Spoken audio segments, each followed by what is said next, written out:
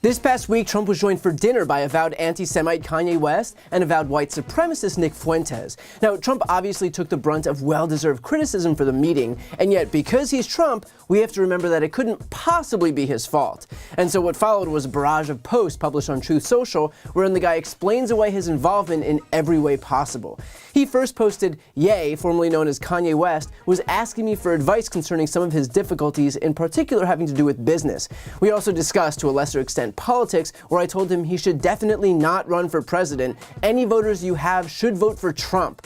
Anyway, we got along great, and he expressed no anti-Semitism, and I appreciated all of the nice things he said about me on Tucker Carlson. Why wouldn't I agree to meet? Also, I didn't know Nick Fuentes. First of all, of course Trump said not to run for president because as far as Trump is concerned, the world revolves around him, and so he couldn't possibly have someone threaten to harm his chances. Because at the end of the day, Donald Trump's sole priority is Donald Trump. Also, not for nothing, but when you have to say that your guest expressed no anti-Semitism, I'm not sure that's accomplishing what you wanted to accomplish. Pretty sure that unless you're an anti-Semite, people don't need to applaud the fact that you managed to get through a single meal without trashing the Jews. And finally, you gotta love the, also, I don't know Nick Fuentes. And this is a recurring theme in Trump world. Anytime that someone in Trump's orbit becomes inconvenient for him, he suddenly doesn't know them anymore. This is the same guy who said that Paul Manafort, his campaign chairman ahead of the 2016 run, came into the campaign very late and was with us for a short period of time. He called George Papadopoulos, his foreign policy advisor, a low-level volunteer. He said of Gordon Sondland, his EU ambassador and campaign donor, I have not spoken to him much, this is not a man I know well. He said Michael Cohen, his own lawyer, did a quote, tiny fraction of his legal work. I swear, if Don Jr. ever ratted out his father, guaranteed Trump would pretend that he never met the guy. But Trump then took to Truth Social and tried again. He wrote, this past week, Kanye West called me to have dinner at Mar-a-Lago. Shortly thereafter, he unexpectedly showed up with 3 of his friends whom I knew nothing about. We had dinner on Tuesday evening with many members present on the back patio. The dinner was quick and uneventful, then they left for the airport. He's like, I only ate an appetizer and left. We didn't say a word. We sat in silence. I knew no one. I was basically asleep. Here's the thing. I've personally found that one good way to avoid having to explain away your dinner with anti-Semites is to not go to dinner with anti-Semites. But of course, Trump didn't stop there. He took to Truth Social again, which is when you know that things are going well, and wrote, quote, so I help a seriously troubled man who just happens to be black, yay, Kanye West, who has been decimated in his business and virtually everything else, and who has always been good to me by allowing his request for a meeting at Mar-a-Lago, alone so that I can give him very much needed advice. He shows up with 3 people, 2 of which I didn't know, the other a political person who I haven't seen in years. I told him don't run for office, a total waste of time, can't win. Fake news went crazy. And now we've reached the victimhood part of Donald Trump's stages of grief. All he was trying to do was help a poor, troubled black man, and now he's taking all of this heat. There is nothing more ham-handed and clumsy than Trump's efforts to invoke race to make himself seem more virtuous. Remember, this is a guy whose entire political career was built upon promises to ban Muslims from entering the United States, attacks on black athletes who knelt to protest police brutality, and who's decided to equate neo-Nazis with counter-protesters in Charlottesville. Pretty sure the guy is about 5 years too late if he's trying to present himself as some defender of minorities and the vulnerable. And if you're wondering why he's taking all of this heat and why the quote, fake news went crazy, it's because Kanye has effectively ensured that his entire brand right now is anti-Semitism. Even after he posted his promise to go DEFCON 3 on the Jewish people on Twitter, here's what he said when confronted by the press and given the opportunity to defend himself or even apologize. Okay, so this right here is a chart of Universal Studios, 20th Century Fox, ABC News, CBS News, Columbia Pictures, Warner Brothers, ESPN Sports, Fox News, Washington Post, Metro Goldwyn Mayer, MTV Music Television, Nickelodeon, USA Today, Wall Street Journal, Comedy Central, NBC Entertainment, Google, what else do we have?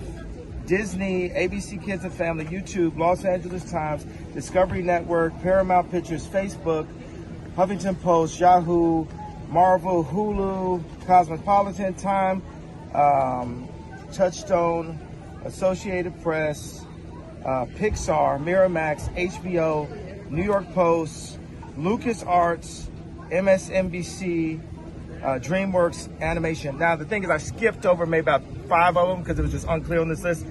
The red are the executives that are Jewish at these companies. I got a new word for 2024. The red media. That is the red media. If you go to Apple right now, go to Apple Music. Let's load up the top 10 songs. I guarantee you they're promoting black serial killing. Absolutely. Not just one. They're promoting black. The red media is making money off of blacks being serial killers to each other. And yet, knowing this, Trump made the conscious decision to invite that guy out to dinner. If you don't want to have to whine that you're taking heat regarding anti-Semitism, maybe, don't invite an avowed anti-Semite to dinner. And that's just Kanye. As for who Nick Fuentes is, I won't share any of his clips because he is a piece of shit who doesn't deserve the airtime, but he's called on the military to slaughter people in black neighborhoods, and he's made some utterly horrific comments on the Holocaust just to give a sampling. Like, I'm sorry, but Donald Trump was the president of the United States. You think he doesn't have anyone looking to make sure that he doesn't end up at a dinner table with anyone he doesn't want to end up with? Dude tries to present himself as this poor, unsuspecting dolt when it comes to who gets FaceTime with him. If he doesn't want to share a table with a bunch of anti-Semites, he wouldn't have shared a table with a bunch of anti-Semites. The only reason he's whining now is because he made a stupid decision but is refusing to take any responsibility for it. Shocker, huh? In reality, not only did Trump not oppose Fuentes' presence, he enjoyed it. According to Axios, Trump, quote, seemed very taken with Fuentes, and after he told Trump that he was an amazing president when he went off script and was unrestrained, the source said that there was, quote, a lot of fawning back and forth. Trump eventually turned to Kanye and said, I really like this guy, he gets me. The guy, again, being an avowed white supremacist. So yeah, sure, he may have defended the Holocaust, but what's truly important here is that he knows how to compliment Donald Trump. There is quite literally no one who Trump wouldn't embrace so long as that person gives him the affection that he's so desperate for. But just taking a step back here, recognize that yet again, the right is immersed in a scandal of its own creation because these people can't stop trafficking in overt racism and anti-Semitism and xenophobia and outright hate. This isn't a bug in the Republican Party, it's a feature. And given that party's trajectory, it's very clearly only getting worse.